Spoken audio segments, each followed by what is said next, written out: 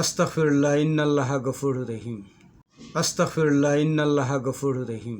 আল্লাহ ক্ষমা করো, আল্লাহ শয়তানের দুকা থেকে আমাকে হেফাজত করো। আজকে আমি প্রতিবাদ জানাচ্ছি ছাত্র শিবিরের রাজনীতির সাথে সংযুক্ত ফেসবুক এবং ইউটিউবে যাকে দেখা যায় সুলাইমান, তার বক্তব্যের তীব্র প্রতিবাদ করছি।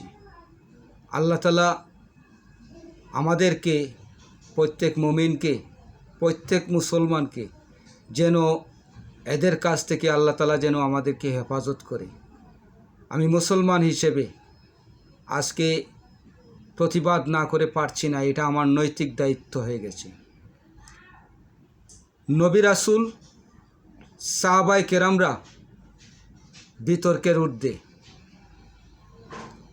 সাহাবায়ে কেরাম এবং নবী রাসূলকে নিয়ে যে মন্তব্য করে যে কুরুচিপূর্ণ কথা বলেছে, সোশ্যাল মিডিয়ায় যে ভাইরাল হয়েছে, আমি তীব্র নিন্দা এবং প্রতিবাদ জানাই। প্রিয় দর্শক, আমি যেই কথাটি আপনাদের কাছে ক্লিয়ার বলতে চাই, বিতর্কের ঊর্ধ্বে আমাদের মহানবী, আরও নবীগণ, সাহাবায়ে কেরামগণ, আমরা মুসলমান হিসাবে আমাদের মাথার মুকুট তাজ হিসাবে সবসময় গণ্য করি।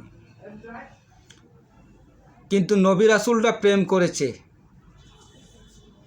সাহাবায়ে কেরামরা প্রেম করেছে, এই রকম কিছু কথা সোশ্যাল মিডিয়ায় বলে ভাইরাল হয়ে গেছেন ছাত্র শিবিরের সাথে রাজনীতির সংযুক্ত সুলাইমান। আমি জানি না সে মুসলিম, রিয়েল মুসলিম নাকি আনরিয়েল মুসলিম, আমি জানি না। সাহাবায়ে কেরামরা যদি এইরকম কথা বলছে, সাহাবায়ে কেরামরা যদি একের বউ অন্যকে পছন্দ করতে পারে, তাহলে ছাত্র শিবিরের কর্মী হয়ে কেন পছন্দ করতে পারবে না? নবী রাসূলরা প্রেম করেছে, এই রকম কিছু বেফাস মন্তব্য করেছে। আমার ঘৃণা হচ্ছে, আমার লজ্জা লাগছে। আমি মুসলমান হিসাবে, আমি মানুষ হিসাবে, আমি আল্লাহ রসুল বিশ্বাস করি বলে আমি তার তীব্র নিন্দা প্রতিবাদ জানাই। এজন্যই যে ওরা রাজনীতির নামে বেফাস মন্তব্য করবে, দুটা ভোটের জন্য মিথ্যা কথা বলবে এবং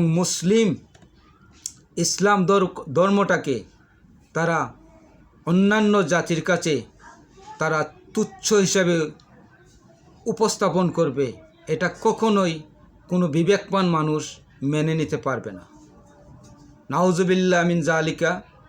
তারা আজকে বলছে, তারা বিভিন্ন সময় বলছে, তারা তাদের জন্ম থেকেই বলছে আল্লাহর আইন চাই, শত্রুকে শাসন চাই।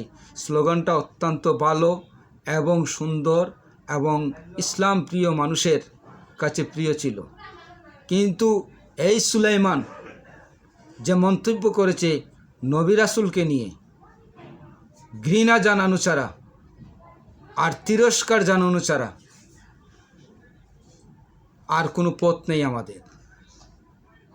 ধন্যবাদ সবাইকে।